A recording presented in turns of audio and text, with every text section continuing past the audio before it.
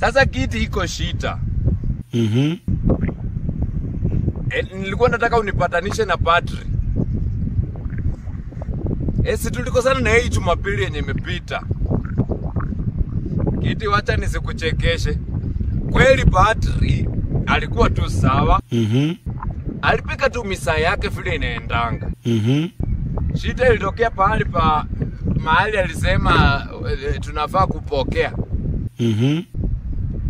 Hapo ndio alitoa sakramenti akasema twaeni mule wote. Huu ni mwili wangu. Kama kawaida ya Wakatoliki hata unaelewa. Sasa mahali shida ilikuja kabisa, tulipanga line. Kila mtu akaanza kupokea one by one. Mimi kufika pale, unajua hata kiti. Alitoa mkate wa Yesu, akapasua, akakula, alafu akakunywa divai. So mimi wakati nilikuwa kwa line nilikuwa tu nimetulia.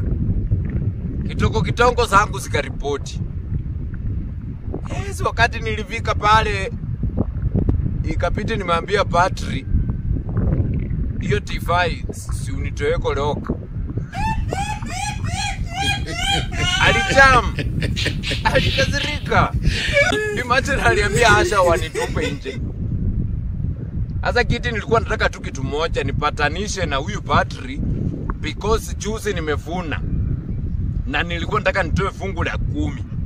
Na kama hatutaelewana basi anirudishe tu chacha hata taka kidogo hata nipeane tu fungu la 5. Please.